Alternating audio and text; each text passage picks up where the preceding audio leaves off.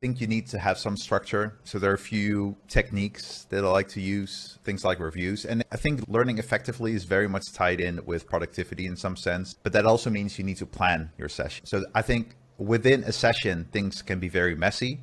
You can have some structure that what you want to do, but then you get stuck and you need to figure a way through. You're looking for answers.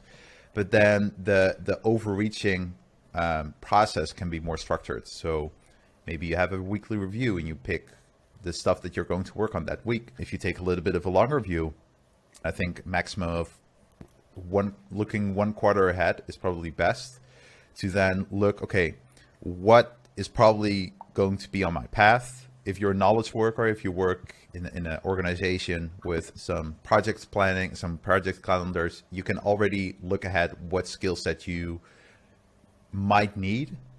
Then you can look into, okay, what do I lack? So for example, I realized at some point we were doing some project charters at work. We had because we're going through a reorganization, and I was looking ahead and I thought, okay, in 6 months, I need to lead this project, but I suck at project management. So I need to step up my project management game. And then I can have that a little bit more structured. So I pick some courses, I go through some courses, but then again, on the detail level, on a lesson level, I may be struggling again. So that could be messy. It could be like, oh, I'm learning this framework here, but it's way overkill for what I want to do here. Or I'm learning this framework here, but it's only for small team projects, whereas I will need to manage 30 people.